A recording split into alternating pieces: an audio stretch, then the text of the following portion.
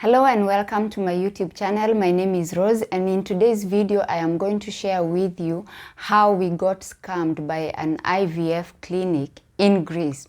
Okay, so this video is actually the final video that you guys have been requesting. You've been asking me, Rose, first you asked me to share how I met my husband.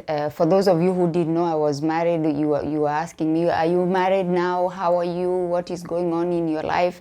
And then for those of you who knew that I am married, you're like, can you share with us how you met your husband? Now, the next question that a lot of you have been asking, especially those of you who know that I've been married for quite a long time, especially those of you who are coming from TikTok who have been following me for years. One of the other questions that you've been asking me is, Rose, do you have children? If yes, how many? If not, why not? And things like that. So the reason for me to share this video, actually, it's not like I feel I am obligated to share that part of my life with you. But the reason why I'm sharing is actually to try and open your eyes when it comes to fertility clinics, because something happened to me that I never thought would happen, okay? Because what happens when you're going through something like this, you just raise the money, and these treatments are so expensive. You just raise the money and you give the money to the clinic, and you trust and believe that they are going to do their part as you do your part, okay? It never occurred to me, or it never occurred to us, my husband and I, that something like this could happen, okay? We just, saved up, and we got the money together, and we took the money to the clinic, and we started the treatment. So anyway, let me start from the beginning where all my problems started. Okay, so as I was doing online dating, I must admit that I was looking for men who have children, okay? If you have followed me with my stories that I have shared with you, you can see that the American guy had 2 children, my husband has 2 children, and even there was this guy that I had quite a serious relationship with. He was from the UK.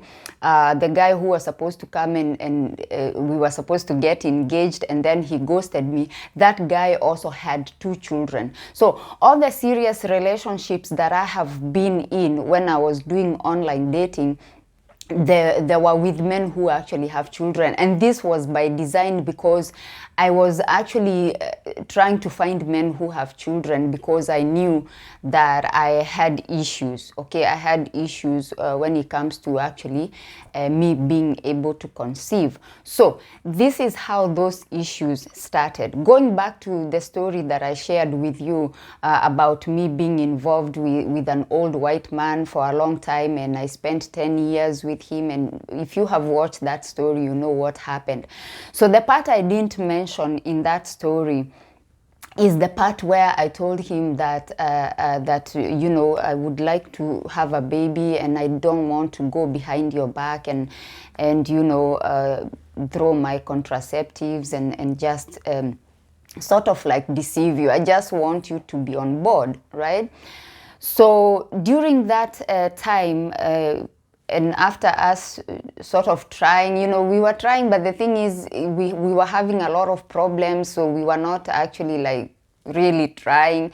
There was even a time when he would move out of the bedroom and go and sleep in the guest room, and I suppose he also had women, women were his thing, so he wasn't really interested in me that much. So we were not really engaging that much, but we were trying.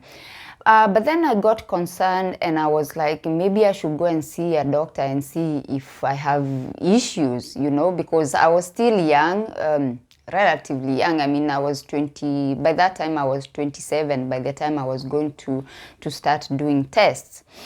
So the first test I did was HSG, okay? For those of you who have gone through infertility, this is a test that almost everybody goes through. And the first thing they want to check is to check your fallopian tubes. So this is, I must admit, it's a very painful test. It was not explained to me like how painful it is going to be. But the test was actually quite, I remember it was performed by 2 male technicians, and all they told me was that I need to breathe in and breathe out, and it's not gonna hurt, but it was absolutely painful. Okay, the test was painful. Anyway, long story short, the results of that test showed that I had a blockage on my right fallopian tube, right? So when I got those results, I went back home, and this guy takes my report and the x-rays, and he goes and speaks to his doctor friends. Okay, he had some friends who were doctors. They were not gynecologists. One was a surgeon and the other one was a radiologist. Okay, so then they have this meeting without me, and they decide that my fallopian tube needs to be removed. Okay, so now they call me, and then we go on a separate day, and then now we go to one of those doctor friends of his, and this doctor is explaining to me that my tube, my fallopian tube, is filled with toxic fluid, that if that toxic fluid, mind you, I was not in pain, like I wasn't feeling anything. The only reason why I went to do that test is because I wasn't conceiving. So now this doctor explains to me that I have this toxic fluid in my right tube, and that toxic fluid, if it spills into my uterus will be rotten. That's what he said. You know, I was, of course, I was not, it's not like now where we have a lot of access. You know, we are on the internet all the time, and we are able to read about different things. For me, I just, you know, accepted what I was told, because the reason why I'm explaining this to you is because I know there's a lot of stone throwers who will come and say, well, you signed the consent form, so, you know, it was your fault. Why did you agree to this surgery? I'm trying to show you how this, the necessity of the surgery was explained to me. I was told, Rose, you have this toxic fluid in your fallopian tube, and if this toxic fluid spills into your uterus will be rotten and it will have to be removed. In fact, they said my whole pelvic region will be rotten. Okay? And we are talking about the report, which I'm actually gonna as I'm talking, I'm actually gonna be showing you evidence of what I'm talking about. There's actually another lady who had a similar report to mine. Her report was actually that her left tube was blocked with the same fluid, hydrosulfides. And this lady went on to conceive and have a healthy baby boy, and went on again and conceived again and had another healthy baby boy. Okay, so of course, I'm sure in the comments, if we have doctors in the comments, maybe they can explain. But for me, I later found out that that surgery was actually not necessary. Okay, because I actually went to a place where there was this volunteer doctors who had come from overseas, and they were offering free services, and something told me, let me take this report and these x-rays and go and see what that gynecologist will say. And he looked at my report and looked at my x-rays, and he said, all you have to do is to go and try and conceive. You still have one healthy fallopian tube on your left side. What is the issue? So when I showed him the operation report, that's when he was like, what? You mean to tell me you have already gone through surgery? Why? All you had to do is wait and stay healthy and stay active and keep trying, and your left fallopian tube should have been able to give you a baby. Anyway, let's go back now to the surgery. this surgery, because I'm sure you're asking me, you're like, why didn't you seek a second opinion? Why didn't you go to a different doctor? Why did you go and listen to these doctors who were not even gynecologists? Because when the time of the surgery actually came, they had to go and look for another doctor friend of theirs who is a gynecologist to come and perform the surgery, because this guy could not perform the surgery because he was not a gynecologist. And I'm thinking, you guys, this is what you need.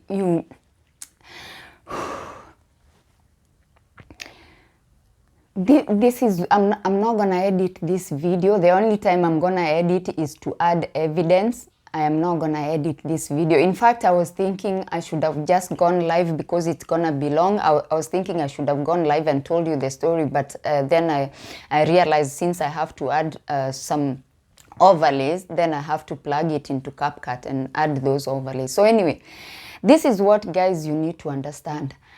I was a young woman who has plugged herself into this high society, and they looked at me as a parasite. In fact, I remember when I went because after I did that HSG that I'm telling you, this radiologist, who now is a friend of this guy, did a scan, okay, an ultrasound. And I remember this woman looking at me as if she seemed like she was celebrating what she was looking at the screen. And I remember her looking at me and saying, "Oh, you're not gonna be able to have that baby, you're sterile." That's what she said. And it's more like they looked at me as a parasite, and they looked at me as somebody who now wants to trap their friend with this baby. But the thing is, as I said, I was honest about it. I had lived with this man for 7 years. I'm getting older, and I had no baby, okay? So now these people, they are looking at me as this person who wants to take advantage of their friend, and I want to have a baby, and so this woman looked like she was happy that I'm having these issues, okay? So even this whole planning of the surgery and everything, I felt like now I feel like they were so happy that I will have now more issues, you know, my tube will be removed. And you know, as they tamper with my reproductive system, this is what I found out later. As they tamper with my reproductive system, then I will have scar tissues, I will have a lot of issues, which actually I did after that surgery. So now it's the morning of the surgery. They have arranged everything with their doctor friends and everything, and I'm going in the morning now to the hospital to have the surgery done. And I signed the consent form. Because as I said, the way it was explained to me, it sounded like, you know, if I don't do this, I will definitely not have a chance of having a baby, because they said my uterus will be removed, okay? So I go in the morning, and I'm wheeled into the okay, I'm in the waiting room, and they are doing some, you know, test blood pressure and stuff like that in preparation for the surgery. And this guy, the one I was living with, apparently, because after that they gave me the medication, I was sedated, and then of course after I was put to sleep. So during the follow-up, you know, after the surgery, of course, I had to go to that gynecologist for the follow-up, you know, to check on the wound and everything, and also update me on how the surgery went. So when I go there, this doctor tells me that this man that I was living with said that he needs to also be prepped to go into the surgery room, because he needed to see how those surgeries are performed. He says something like he had been watching things on TV, and he would like to see in real life how those surgeries are performed. And this doctor was like, that was something very strange that you know, all the years that I have practiced, I have never seen something like that. I have never seen somebody coming to say that, because for me, I said he was my buana, you know, because he asked me, who is this guy? I was like, he's my husband, but he wasn't my husband, but we were living together. And then the doctor was like, that's not your husband, because the husbands that I have dealt with, when they are bringing their wives, or the relatives that I have dealt with, when they bring their relatives to have surgeries done, they are usually outside praying and very distressed and, you know, just worried about this patient that she's gonna make through, you know. But this guy was in high spirits, and he should see how you are being opened up, and he should watch. You know, the thing is, even when, like, even an animal is going through something like that, there are some people who would not even want to watch something like that, like an animal is going through surgery. But this guy was prepared, and he was very angry, and he actually said, I'm paying for this surgery, I should be allowed to go into the operation room because I need to watch. And he even called because I actually confronted him after about this issue, and he even told me that he called his Indian doctor, you know, the surgeon, to call this gynecologist and tell him that he needs to be let into the surgery room. So I'm just trying to show you how I wasn't even viewed as a human being.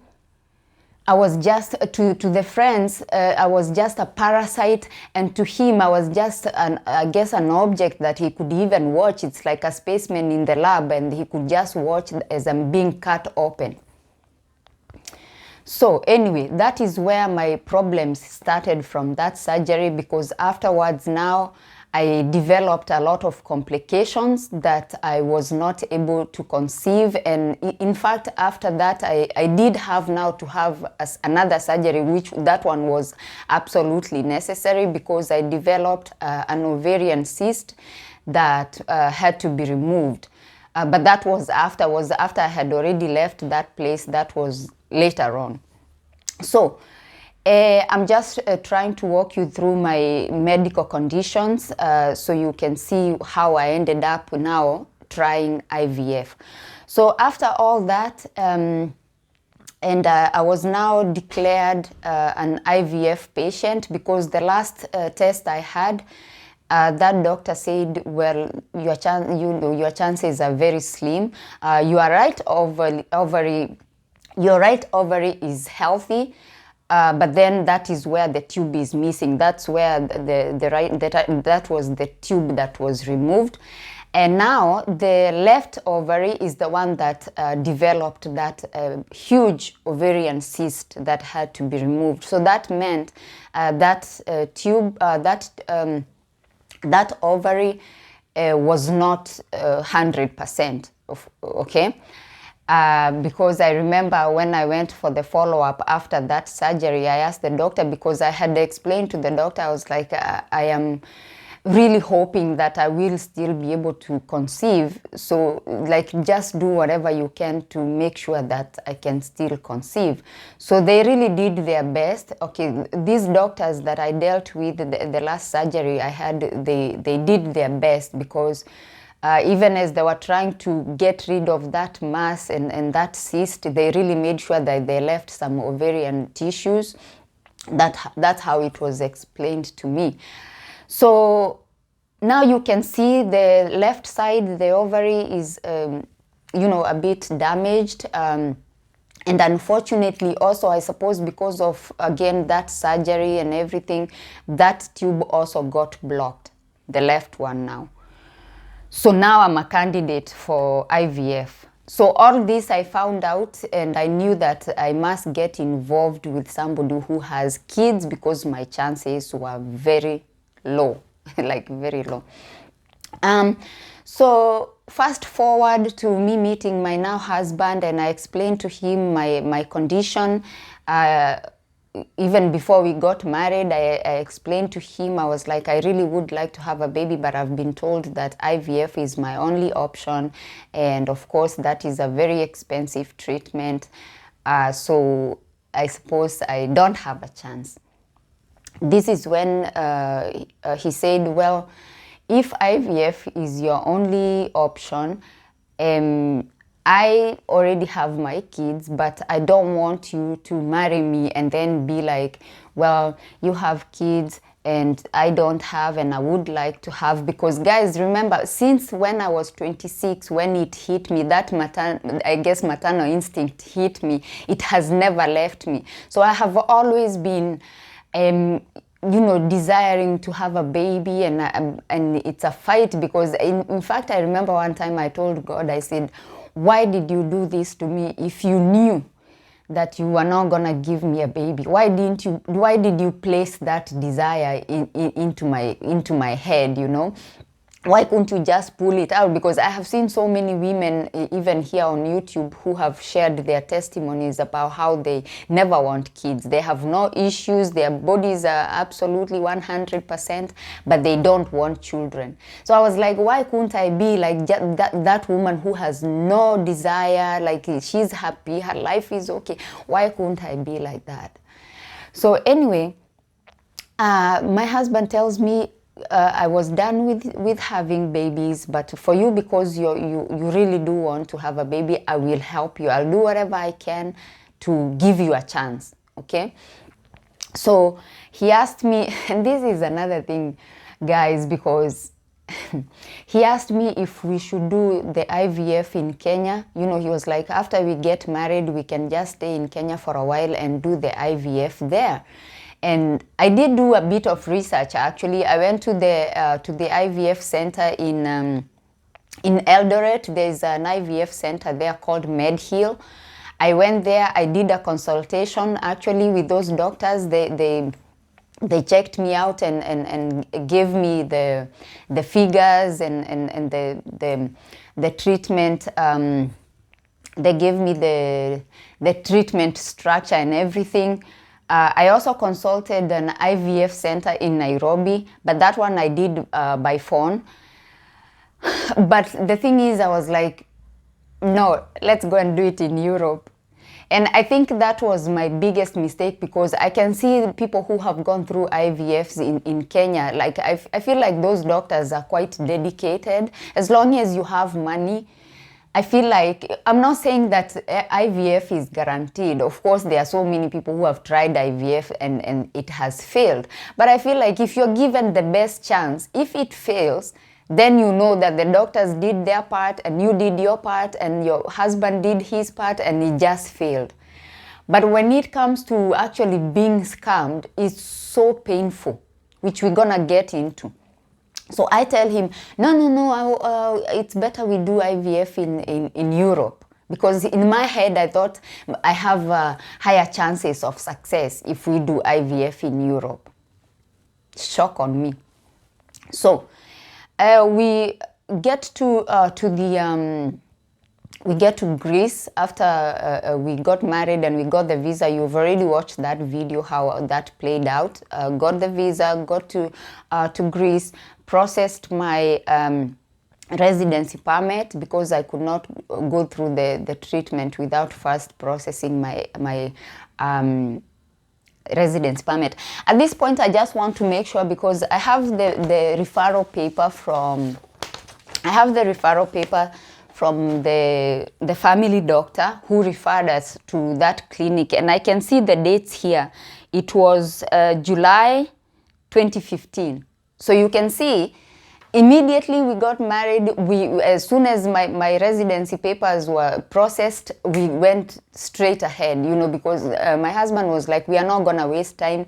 I was 35 at that time, so he was like, you know, you are usually, when somebody is over 35, they're like, oh, you know, your chances are low and everything, so we must like really do this thing immediately.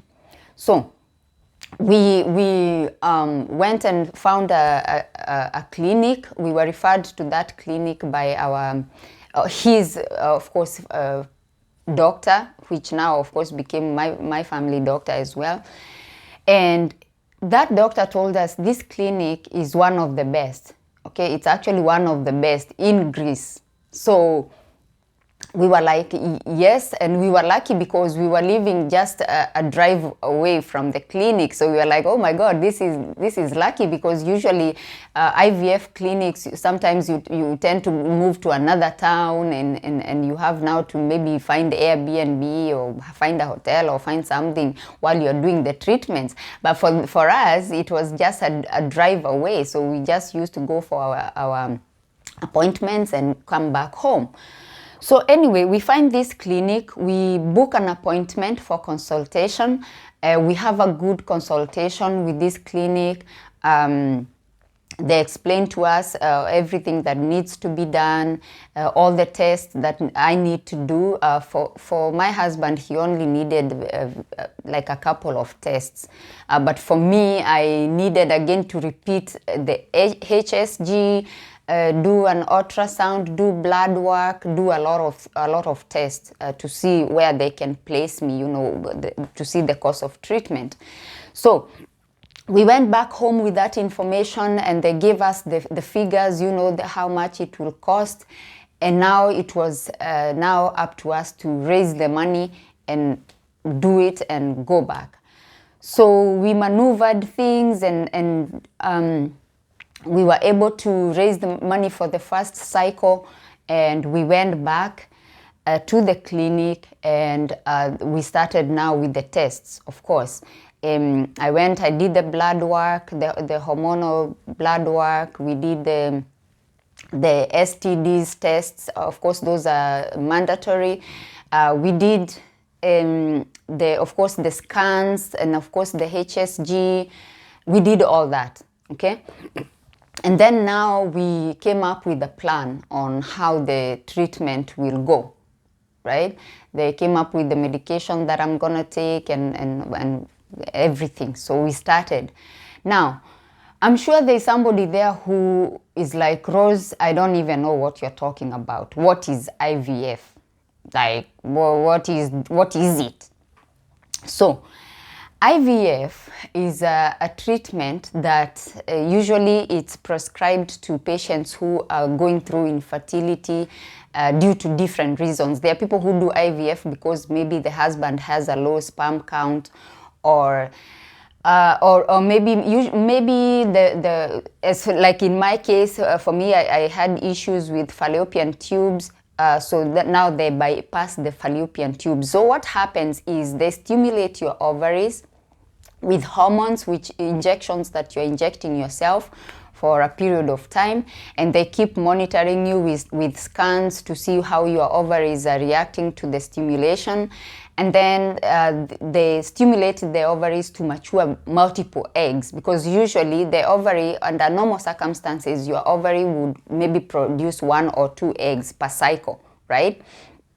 Usually the ovaries alternate. Maybe this ovary will produce 1 egg this cycle, maybe the other one will produce, the next cycle will produce, or maybe both of them could produce you know, eggs at the same time. That's how you find people having twins, okay? Because maybe this ovary produced 2 eggs, or maybe anyway, I'm sure there will be some doctors in the comment section who will be explaining, but that is how it is. It's stimulating the ovaries to produce multiple eggs. Some women produce 10, some produce 20, some even produce 30 eggs during that IVF treatment. But for me, I was not able to produce so many, according to the doctors. The first cycle, the first IVF cycle, I was able to produce, I'm gonna look at my report. Okay, I will put it as an overlay. You can see it yourself, how many eggs I was able to produce. I did 2 full IVF cycles with 3 transfers, okay? So, as I was explaining, they stimulate your ovaries to produce multiple eggs, and then they put you to sleep, and then they harvest those eggs, okay? They take those eggs out, okay, and then they get your husband's sperm, and then they fertilize those eggs in the lab outside your body, okay? So the egg is fertilized, it becomes an embryo, okay? Under normal circumstances, this process actually takes place in your tube, okay? Usually the ovary would release the egg, and then this, you and your husband will do your thing, and then the sperm will travel into your fallopian tube, and then it would fertilize the egg in your fallopian tube, and then the embryo will travel to your uterus and implant. Under normal circumstances, that's how it's supposed to happen. But because now here there is a problem, they do that process in the lab. Okay, they fertilize the egg in the lab, and then they give it a few days. Maybe sometimes they give it 3 days, and some clinics would give it 5 days. Okay, if you have a lot of embryos, they'll try and get it to 5 days, because you have higher chances of that embryo actually implanting in your uterus. So that is the process. So I started the treatment with the injections, and they were monitoring my progress with ultrasounds, and the time came for the harvest of the eggs. I went early in the morning. The eggs were harvested according to them. I had the fertilization report, and now the time came for me to go and have the transfer. Okay, that's when they're supposed to implant the embryo into your uterus. Now guys, this is what you need to understand. According to the doctor's reports, all the reports that I have had up to this point, the only issue I have is the tubes, right? My uterus was perfectly normal. My right ovary was perfectly normal. Actually, that was the one that produced the most eggs. So everything was normal according to the reports that I have had up to this point. So now I'm so excited, because I'm like, we have already bypassed the problem that I had. So now it's only a matter of implanting the embryo, and that's it. In fact, I was preparing to, in my head, I was preparing my testimony, how I suffered, and now I have a baby and everything. Like, there was nothing that could have gone wrong according to me. Okay, I was healthy. My lining was healthy according to them, according to their report. You will see, I'm gonna put the overlay here. Everything seemed to be on point. So and the funny thing is, even when they asked me, should we transfer 2 embryos or should we transfer 1? I was like, transfer 1, because I want to have, I just want to have 1 baby at a time, I want to have this one, and then after I deliver this baby, we can now transfer the other one, because my husband and I was like, okay, my husband was like, I'm okay, you can have 1 or 2. How many do you want? I was like, I would like 2. And he was like, yeah, it's okay, you can have 2 babies. And I was so happy, guys. I was so happy that I had met a man who is actually trying to undo the damage that was done to me. Okay? And I was so grateful. I was so happy. He has placed himself in a position where he has spent so much money because of me. He didn't have to. He has gone through all these tests and everything, and gone through the ups and downs of this treatment, because what I haven't mentioned is that this treatment is so tasking emotionally. It's like it's so bad. It's a really bad treatment, guys, especially for women, because you're the one who is going through this whole transition of injecting yourself with foreign hormones, You are putting this medication into your system, and this medication changes you, guys. It changes you. You feel like your mind is not your own. You're crying. You're emotional. You're dizzy. You're having headaches. You got all these side effects. And to make the matters worse, guys, one of the side effects of this medication is bloating. Okay, like your tummy, you look like you're 6 months pregnant. I used to look at myself in the mirror, like your tummy is swollen. Okay, so and that time when I was taking the medication and doing that, I was looking at myself. I'm like, oh my goodness, this is how I'm gonna look. Oh, I'm gonna be so cute when I'm pregnant, because your tummy is so big. Now, when I got because now they said they have transferred 1 embryo, and I should wait for 14 days to go and do the blood work for the, the blood pregnancy test. And you should not do the home pregnancy test because the trigger shot they give you just before you go and retrieve the eggs is the same hormone that you measure with the pregnancy test. So you shouldn't do the pregnancy test because it's gonna come out positive because you have that hormone in your system. Okay, I hope you understand what I mean. The shot they give you, the last injection you're gonna take just before you go for your egg retrieval, that hormone that you're injecting yourself with is the same hormone that you measure with your pregnancy test. Okay, that is why they say you just wait for 14 days. Don't measure because it's gonna tell you you're pregnant, but you're actually not pregnant. Okay, so you wait for 14 days. You go for the blood test. They take the blood test to see if you're pregnant. That morning came, guys, and I went and I was so excited. Like, how can you tell me I'm not pregnant? Of course I'm pregnant. What do you mean?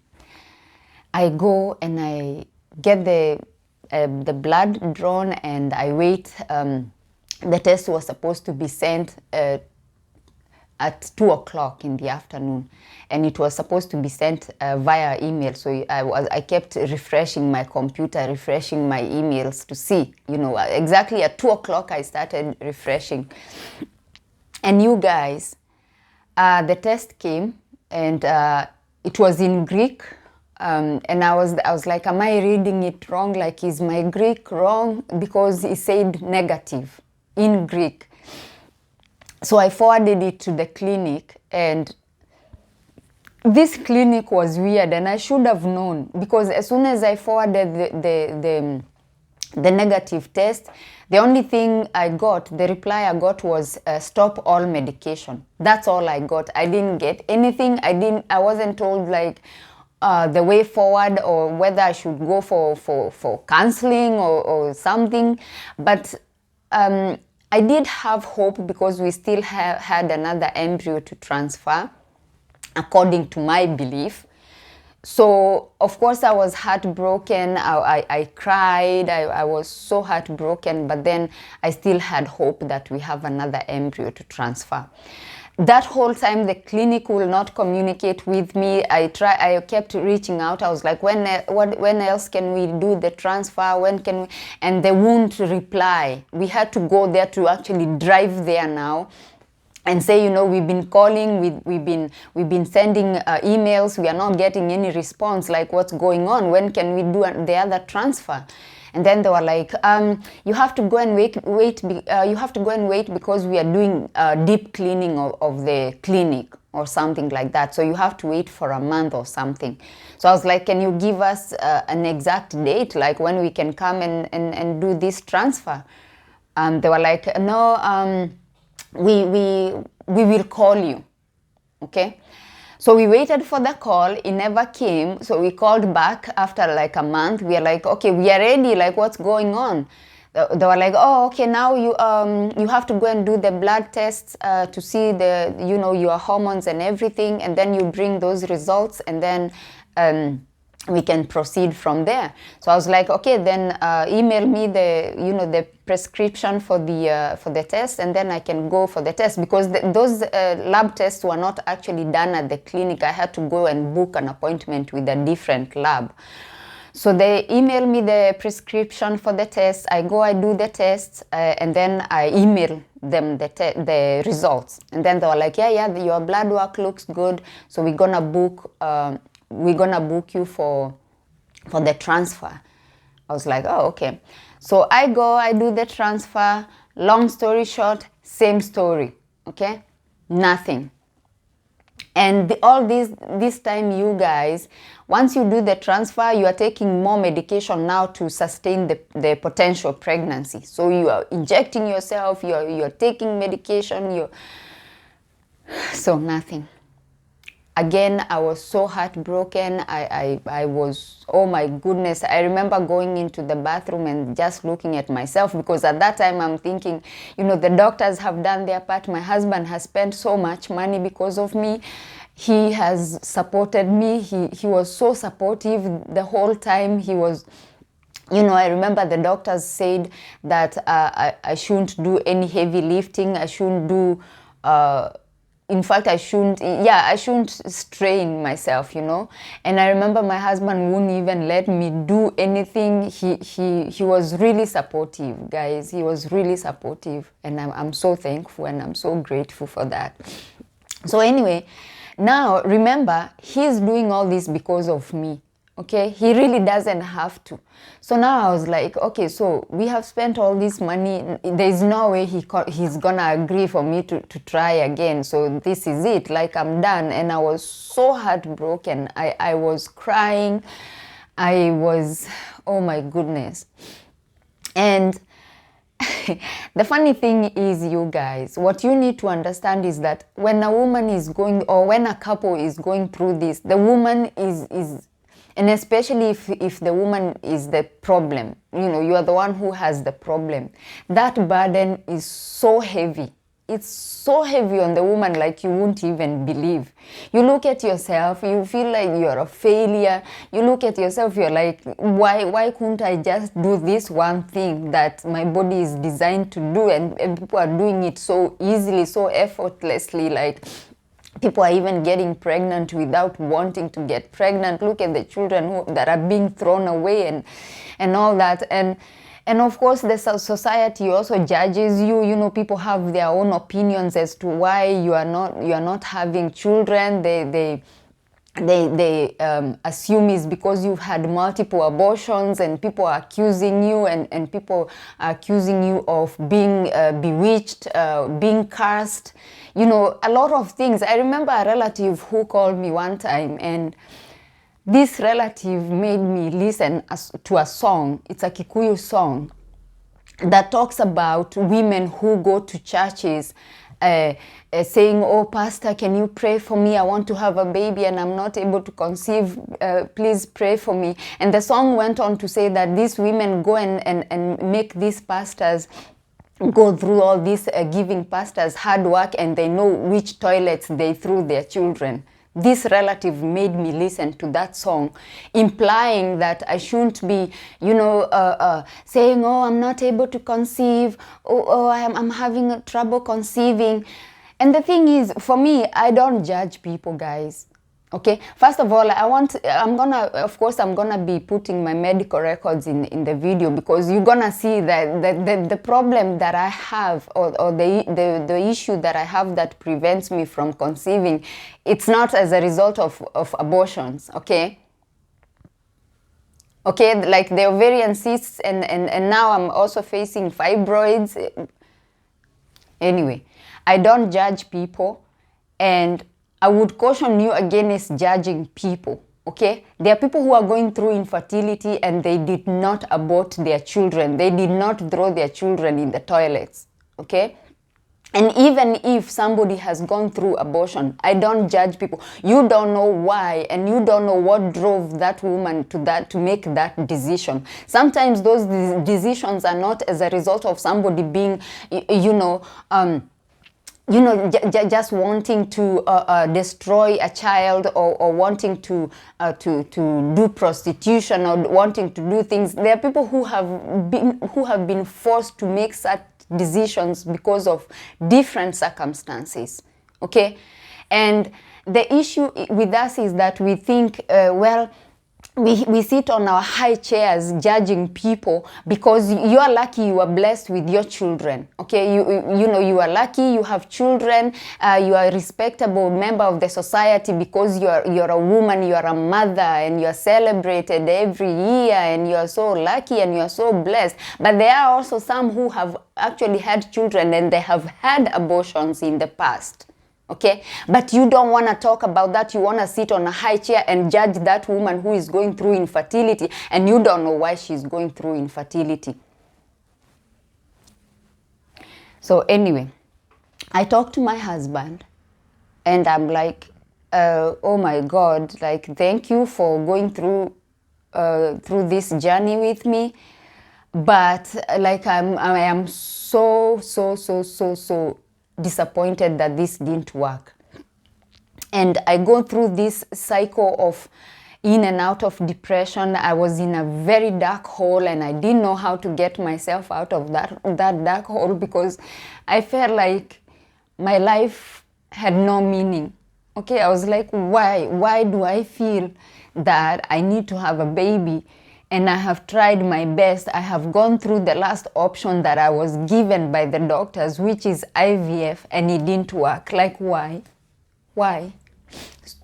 So I felt like I really felt like my life has no meaning. And another thing I want to mention, these hormones that we inject ourselves with when you're going through IVF, they mess with your mental health, okay? Because now, when they told me to stop the hormones, you go through like a withdrawal sort of thing. Like you are up and down. 1 minute you're crying, 1 minute you don't know what to do, you don't even know if you want to live, and your tummy is swollen, you have this tummy, and it looks like you're 6 months pregnant, and it's empty. You're looking at yourself in the mirror and you're punching your tummy. You're like, why are you empty? There was one time I was looking at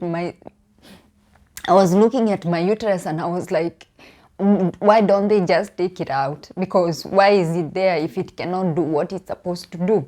Okay, so you're going through these emotions that are contributed by maybe the hormonal withdrawal, all these side effects, and you don't know what to do, and you can't control it, and you're in a dark hole. I felt like I was in a dark hole, and I kept trying to pull myself out, and I couldn't get out.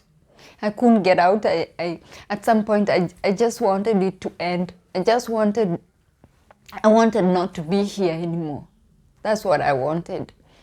And so my husband saw me going through this, and he tried his best, and he told me that I should seek therapy, and he tried to find doctors to speak to me, and because he told me that he could feel that he was losing me, He was losing me, and he didn't know what to do, and he felt so helpless, and I didn't know what to do.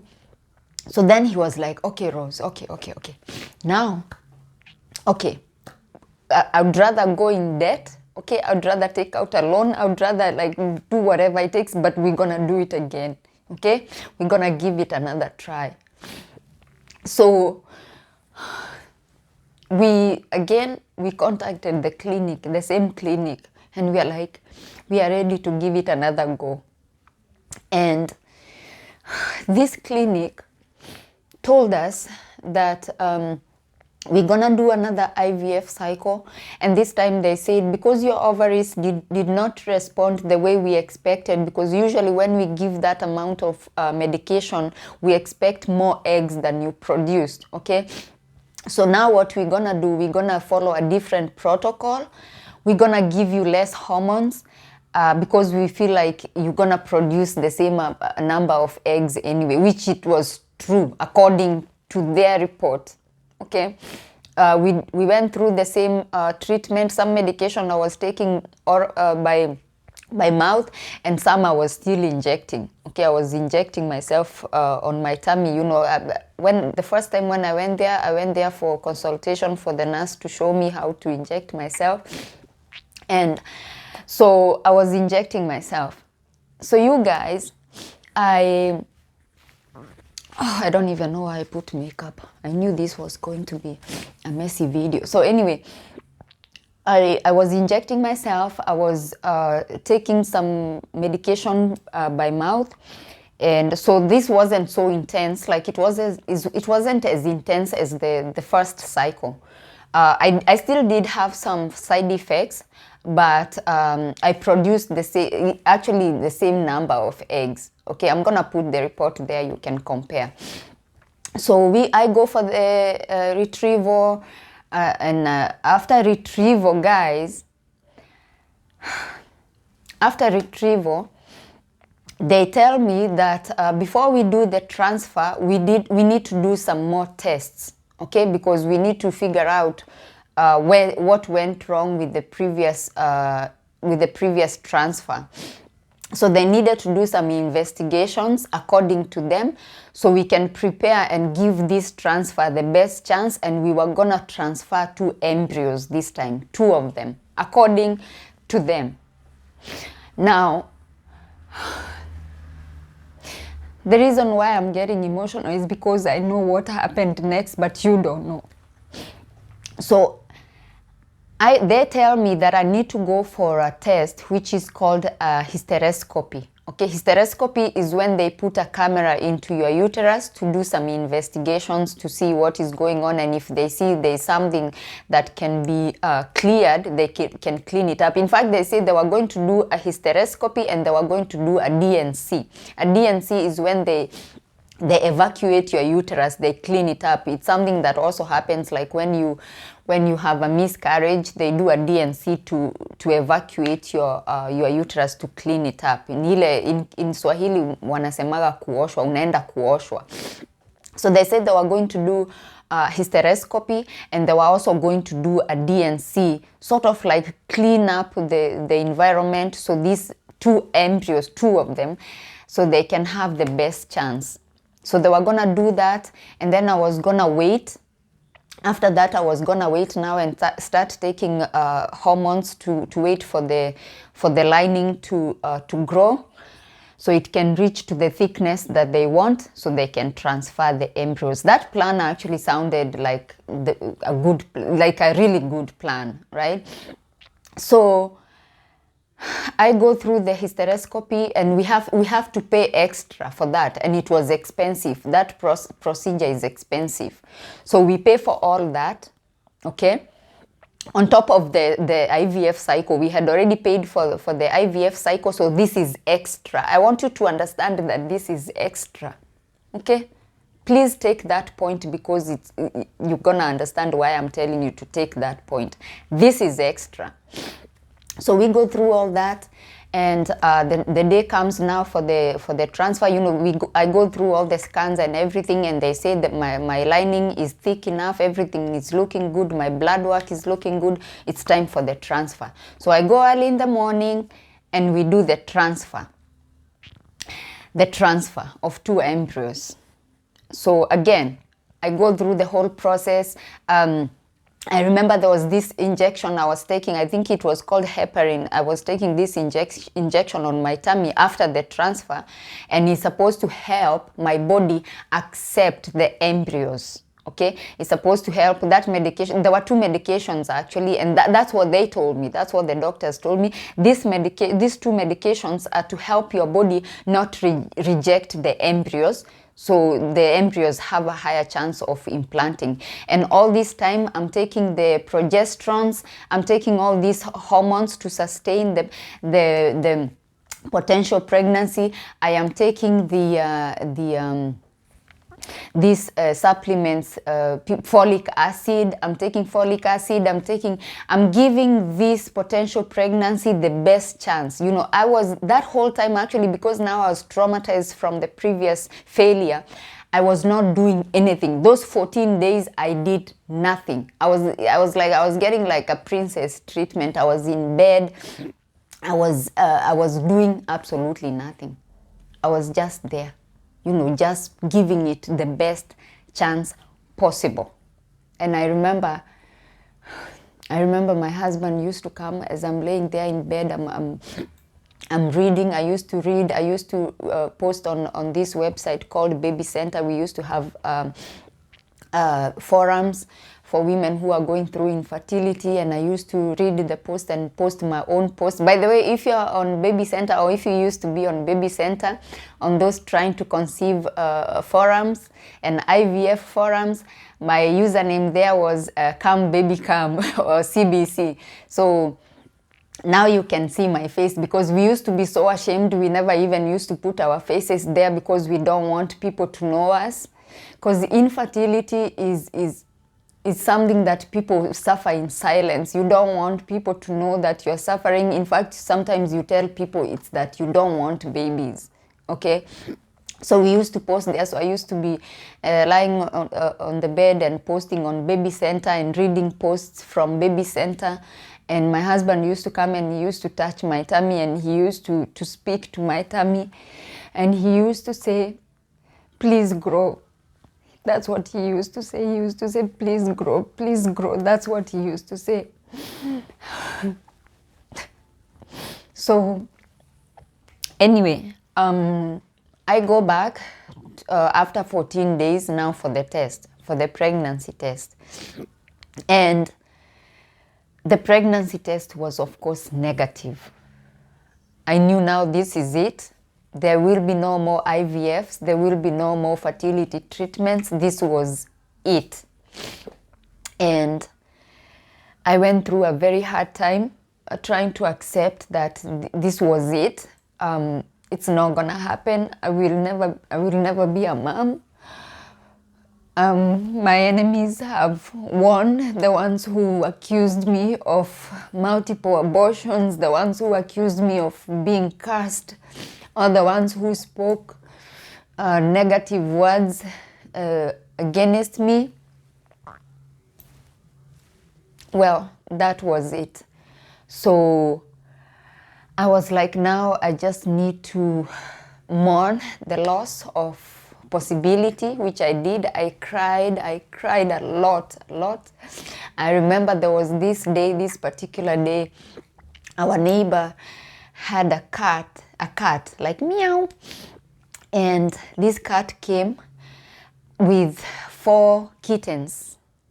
And I was just there at the balcony, and this cat looked up at me, and it's so insane that I think I was like losing my mind, because I could feel like the way the cat was looking at me, I could feel it's like it was communicating with me, telling me that, look at me, I am just a small creature.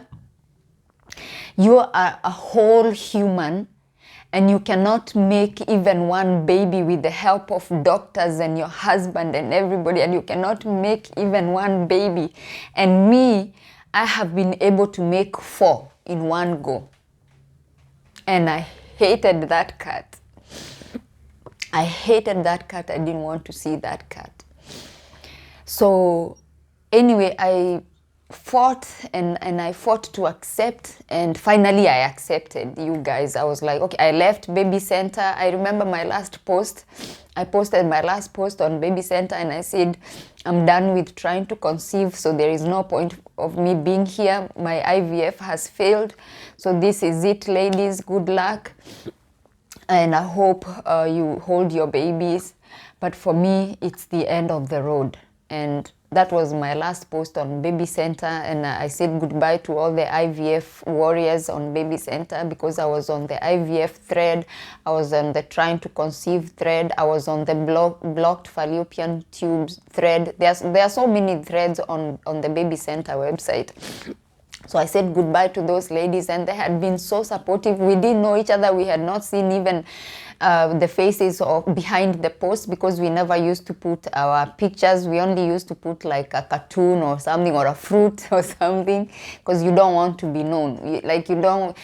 This whole thing is, and you guys, infertility, according to the WHO, it's a disease, just like any other disease.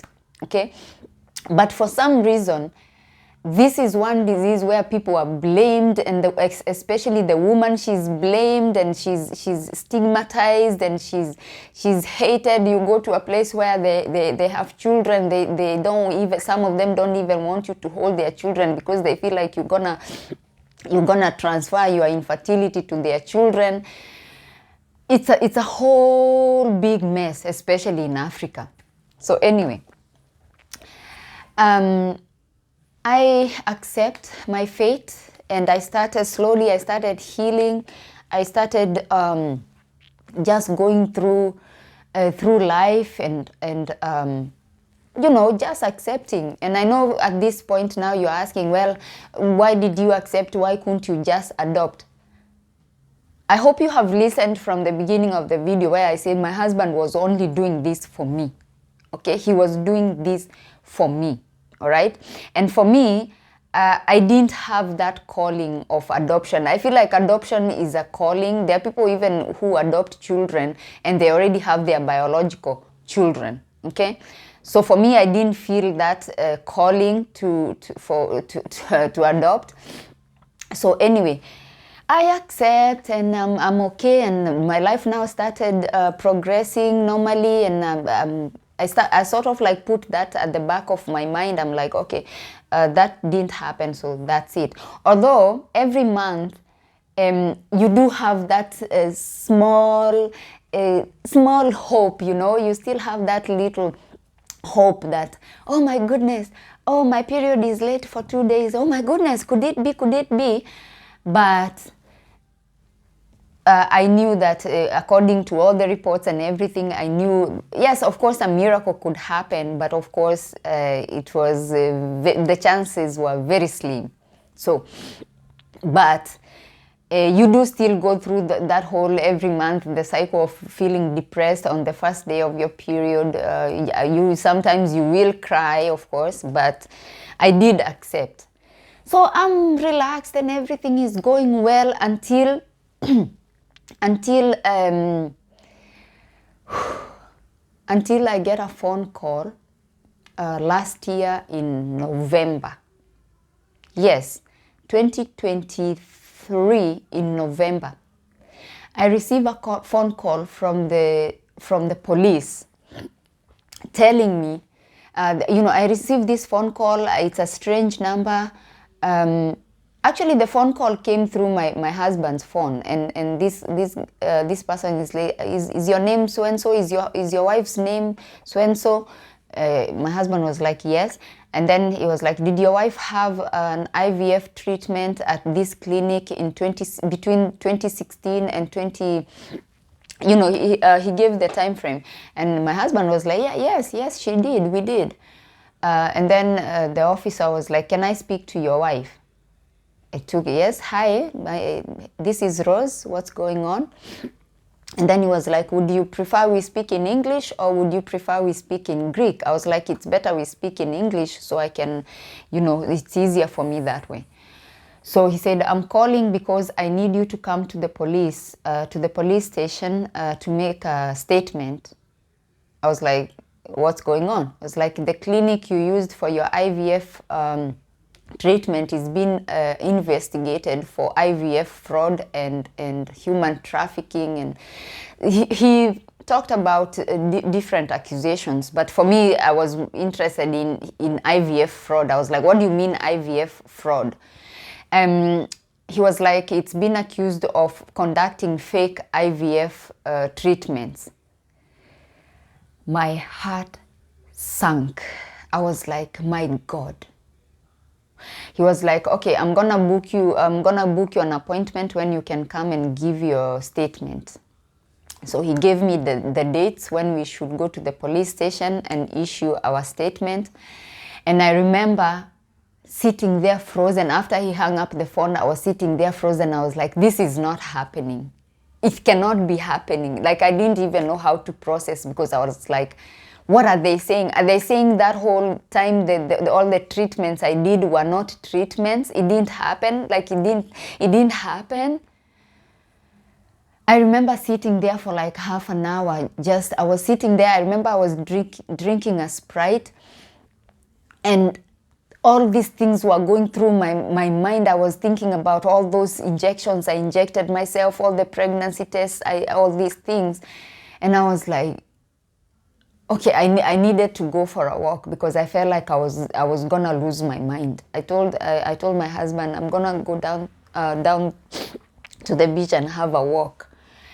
And before I went for a walk, I went to the bathroom with my phone, which I'm gonna insert that clip here. And I wanted to speak to my TikTok followers, because I felt I needed to tell someone. I needed, because I'm a talkative person, if something bad happens to me, I always feel like if I keep it to myself, I feel like I'm gonna blow up. So I was like, I'm gonna set up my phone in the bathroom, and I'm gonna speak to my TikTok friends and tell them what is going on.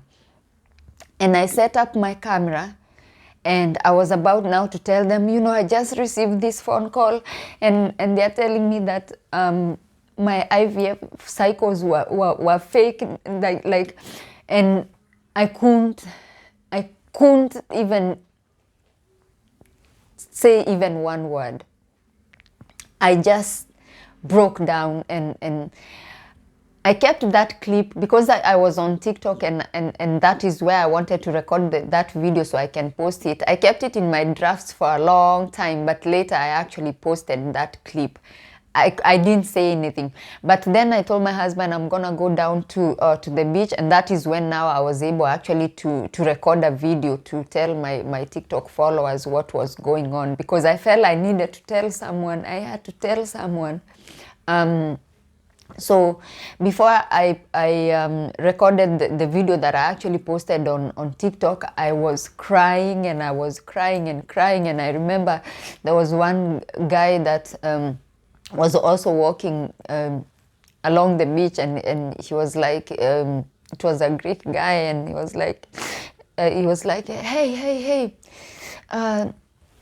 He was like, he said, Tia pades, kalaise. Telis voidia. In Greek is like, what happened? Are you okay? Do you need help? And I was like, oh, Evcharisto. No, thank you. So I was able to record that video, and I was able to speak to my TikTok friends and tell them what was going on. At that point, this was something that I had not actually exposed publicly, but I felt like I don't care, I need to tell someone, because I felt like I was losing my mind. So we go to the police, we issue our statement, and this is now, remember, guys, where I told you to remember that hysteroscopy was an extra. We had to pay extra fee for that. It was not included in the IVF cycle. This is why I got emotional about that, because the police gave me the report from the clinic, the confidential report from the clinic, which said those 2 embryos did not exist. Their report said that they tried to fertilize my eggs, and then I don't know, something went wrong, and they discarded my eggs. They threw them away. In fact, the English, this is why I'm saying discarded, because that's what is said on the report, on the police report that was extracted from their confidential records in the clinic, the ones they keep for themselves. For me, I have the report, which I'm gonna place here. But their report was different. We compared both reports. I gave because the police were like, bring all the papers you have from that clinic. And luckily I had saved a lot. Okay, there were some that were missing, especially the ones from 2016. But for the second cycle, I still had all the tests and everything. I had a lot of paperwork. So I bring my report, my transfer report, okay? I bring it, and then the police brings the confidential report, and we put both reports together like this. And I looked at it, because I was sort of like arguing with the police officer. I was like, no, you cannot be saying the truth. It's not the truth. And he said, bring your report. Okay, let me give you mine. Now put them together. What does it say? Mine said that they transferred 2 embryos. Okay, that's mine. Theirs said 0, and then there was a little note written by pen, discarded. Okay, it said the terms they use in medical terms, whatever they call the eggs, oysters or some, I don't know what they call the eggs.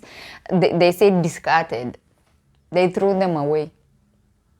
So what I'm saying is, when we were doing this hysteroscopy, there was nothing that we were going to transfer. They had already thrown away the eggs. There was nothing. So they did all this to collect extra money, knowing they had nothing to transfer in me.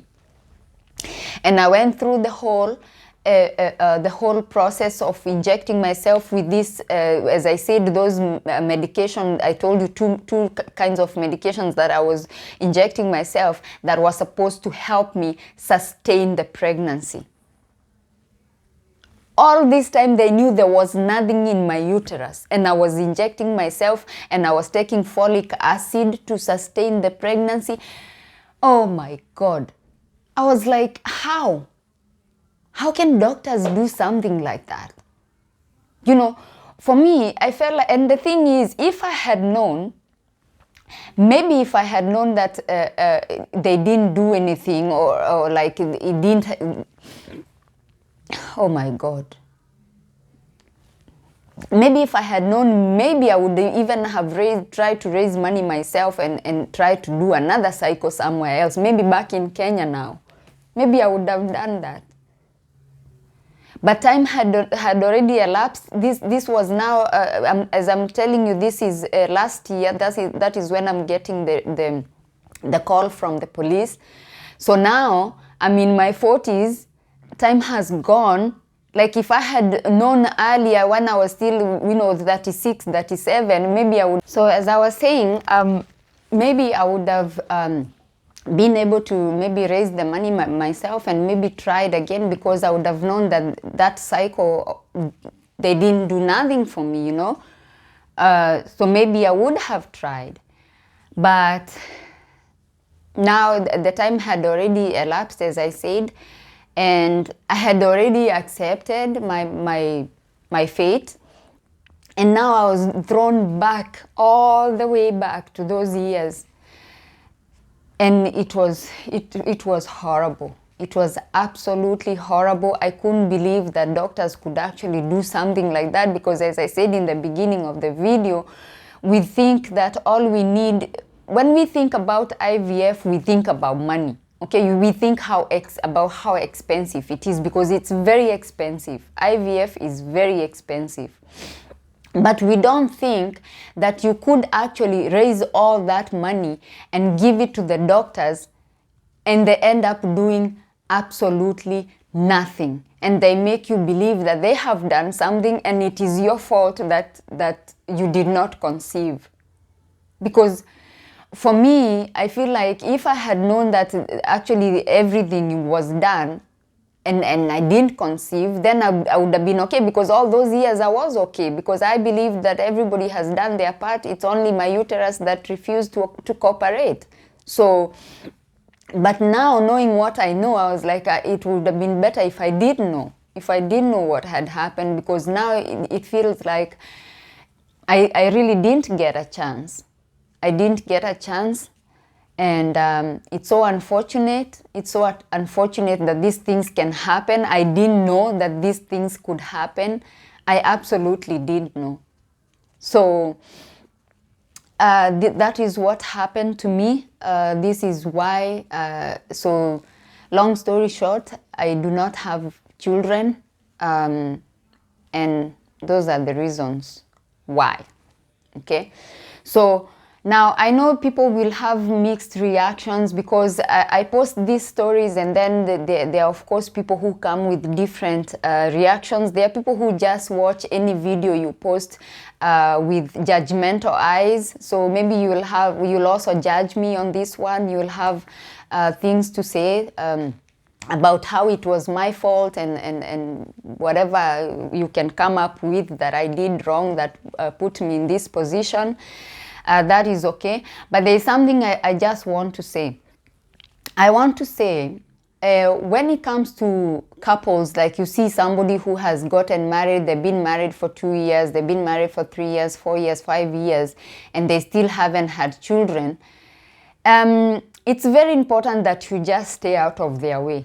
Just leave them alone, because you don't know the battles they are fighting, and they cannot come out and start announcing to everybody. It's not everybody who is confident enough, like me putting myself out there. It's not everybody who is comfortable enough to come and say, well, we've been trying to have a baby, and we've been, and it's not happening, and these are the issues we are facing. This is the medical conditions that we are facing that are preventing us from conceiving. Just leave people alone. Stay out of people's uteruses and their ovaries, because people are suffering. People are going through PCOS, polycystic syndrome. This is a disease. Okay, this is not somebody who had multiple abortions and now she cannot conceive. This is a disease. This is an ovary that is producing cysts instead of producing eggs. It's not her fault. She didn't do anything. For her to be able to be in that to be able to have that medical condition, she did not do anything. There are people who are suffering from fibroids. I have fibroids as well right now. When I was starting out, as I'm gonna show you in the report, I did not have fibroids. Now I have fibroids. Okay, I didn't do anything. Like, it's not my fault that those things started growing in my uterus, okay? There are people who have had blocked tubes, not because they have done anything. It's just, you know, those fluids, they just accumulate in your system and your tubes get blocked, okay? And so I just feel like if you see a couple who has not had children and you think they should be having, just pray for them and say, God, if this couple is struggling with infertility, please bless them with a baby and help them to go through this journey and still maintain their sanity, because this thing can drive you mad. You can go insane, especially as a woman, okay? And stop with all these prophets and traditional doctors and witches and herbalists and all this. I mean, and adoption. They already know they can adopt. You don't need to tell them, okay? And as far as if somebody wants to find a herbalist, everything now is on the internet. They can find doctors, they can find whatever they want to find. Just leave them alone, okay? Just leave people alone. Stop with are you doing it correctly? Do you know what you're doing? Have you tried this? Have you tried this remedy? Why don't you try this? There are these websites now. Like I said, I was on babycenter.com. All those tips are there. Everything you can think of. The fertility massages, there's this thing we used to call hot pack massage, where you do the castor oil. You put castor oil all over your pelvic area. You put a plastic over it, and then you put a hot water bottle and you stay there for 1 hour, and then you do the fertility massage. There is even videos showing you how to do fertility massage. Like, there is nothing you can tell somebody that now that they don't know, especially if you're going through something. The thing is, if you're going through, let's say, infertility, you will be searching for so many things online. Like, you will become the doctor. In fact, that time I knew all the medication. I knew all the things you can think of. I even used to go on Amazon and have these Chinese herbs and all kinds of things. They used to be called Chinese tea, and then you boil it and it's disgusting, and you drink it and it's disgusting. Like, anything you can think of. And when it comes to like a pregnancy test, like, people even buy those pregnancy tests as if you're going to sell them. You buy them off of Amazon. I used to buy a packet. There was a packet that used to come with ovulation kits. That is supposed to help you know when you are ovulating, and it used to be a packet of 200. So 100 ovulation kits and 100 pregnancy tests. You put them. It's like you're going to open a pharmacy or something, and you're testing. And the thing is, when you test, when you do this pregnancy test, this is a whole different. When somebody is going through infertility, it's a whole different game here. It's not about just testing, okay? It's about testing. It's about coming with the flashlight and checking if there is a line that you are not seeing with your naked eye. It's about putting on your glasses. As somebody like me who wears glasses, it's about putting your glasses and looking at that thing and then leaving it for a while and then coming back. Even though the test actually says you should wait for, like, some say 5 minutes, some say 2 minutes. Even though it says that, you wait for half an hour, you come back and look again just to make sure. That is how horrible that. Like, oh my goodness. Leave those people alone, please. People who are struggling with infertility, I beg of you, leave them alone. They are going through a lot.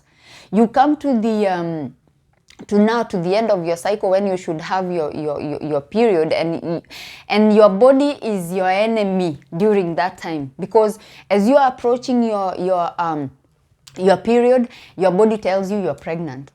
You start having everything you can think of. And if you go to Google and type any symptom, you start having that symptom.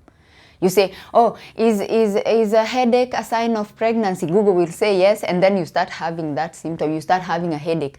And then suddenly, if you hear somebody, during early stages of pregnancy, you start feeling nausea, you still start feeling tired, you will start feeling nausea, you will feel everything. And then everything come crashing down when you start seeing that spotting, and then you're like, oh my goodness, and you cry and everything, but then all those symptoms disappear.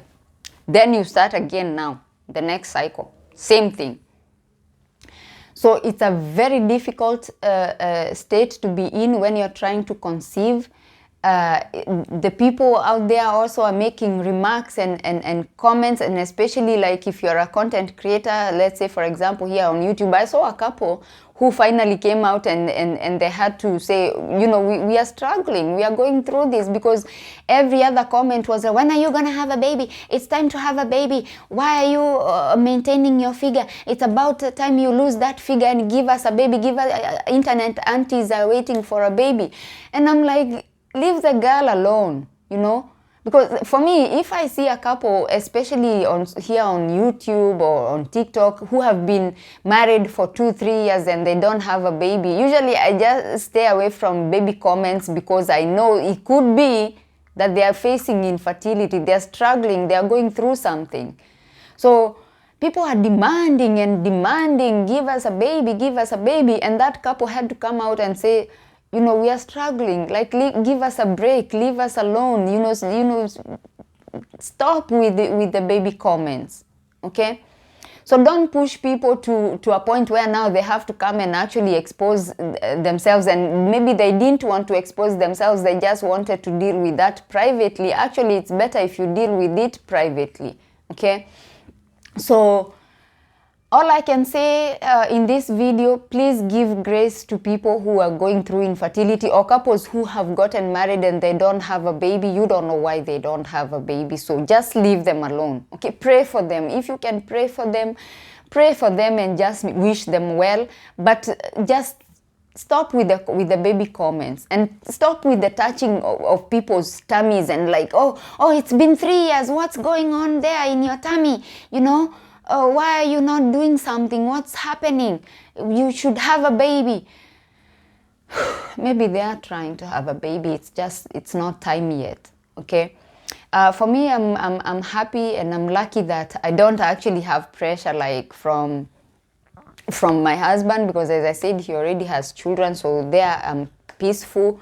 Also, living in Europe, I think also helps, because people are not all that into your business, honestly. Not all. It's like, it's not so intense like in Africa.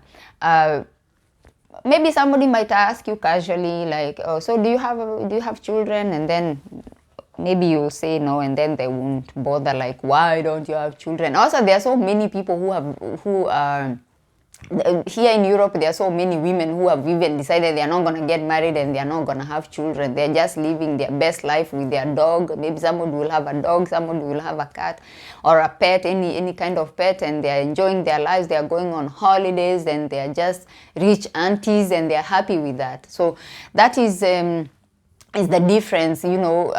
It makes a difference when you are not actually getting those questions or pressures from people around you, neighbors, I don't know, friends.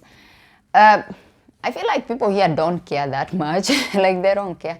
Anyway, it was, I would say it was very difficult for me. I was pressuring myself. It wasn't difficult because I was getting pressure from outside, but it was difficult for me because I was feeling like, why? Like, why can't I do this thing, you know? And I want it. It's my desire. It's in my system. Like, why can't I just even take out this desire and throw it away and just enjoy life and just be like, okay, fine, you know, it didn't happen, so that's it. Like, why can't I do that? But unfortunately, that thing, it's so deep in you as a woman. As I said, since I was 26, it just came over me from nowhere. Before I was 26, I was not even thinking about babies. Actually, I didn't even know if I wanted babies or not.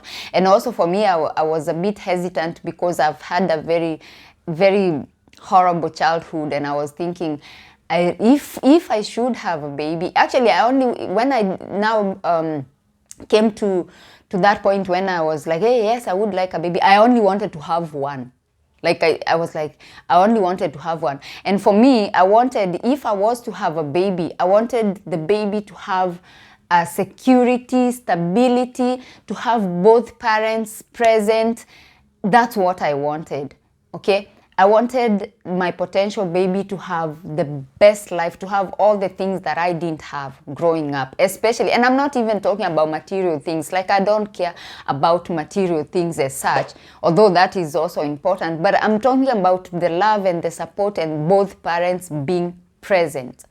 That was very important for me. And I just feel like if I was to have a baby, I think I would have had to pray to God to give me grace not to be that helicopter parent who is not letting the baby even do anything. You know, I think I would have been so overprotective. I would have had to ask God to just give me grace to let that child live their life, because not to like overwhelm them and just put them in this bubble where they are not allowed to do anything and they are so overprotected. Because for me, I did not have any protection growing up. I did not have any parent present in my life. I did not have protection whatsoever, and a lot of horrible things happened to me as a result, and that is why I guess I cannot blame that guy so much also about me taking contraceptives for a long time, because I also wanted to be sure. Okay, I wanted to be sure. And if I would have had a baby with him, as much as he was like really horrible to me, because I could see how he was with his daughter. Yes, sometimes he used to make comments about like, oh, she's baby elephant and she's this. But he had provided security for that child, good education to the best school. And I just felt, since I would have been there for the baby, I feel like I would have protected the baby. That's how I felt. And I felt like the baby would have had a good life, living in a nice home, going to the best school, me being there protecting the baby and supporting the baby and everything. So I felt like the baby would have had a good life. Because I'm sure you're asking yourself, okay, Rose, you're saying this Muzungu was so horrible to you. Why were you considering having a baby with him? That is the reason why. I thought I would have been... I also felt like if we would have had a baby, I felt like maybe he would have changed. Maybe he would, maybe he wouldn't have. I don't know. So anyway, that is my story. Thank you so much for coming to this video. This is one of the hardest videos that I've ever had to do, but I had to. But I think now we are done with this chapter, and I'm really looking forward now going back to my content, to online dating, interracial dating. That is my lane. I need to go back now to my lane. I think I have covered everything I can think of. I don't think I have any other questions that I need to answer. I think I have covered everything. So, thank you for coming to my YouTube channel today. I hope you are going to watch this story until the end. I know it's long, but I didn't want to make it in different parts. I just wanted to be done with this story. And we shall go back now to our content. Here we talk about online dating, interracial dating, relocating, age gap dating, especially when it comes to interracial relationships. Those are the things that we cover on this channel. So my name is Rose. Thank you so much for your support. Thank you so much for your comments. Thank you so much for your watch time. I don't take it for granted. Thank you for your subscription. Thank you for subscribing to my YouTube channel. My YouTube channel is growing. I thank God and I thank you. You know, there is this lady I was watching. She said she had helped somebody, and then that somebody, instead of saying thank you, say, oh, I thank God, oh, thank God. And then the lady was like, how about me? Yes, you can thank God, but also I did something. So I thank God, but I also thank you. Thank you for your time. Thank you for your support. Thank you for your likes and comments and everything, for shares.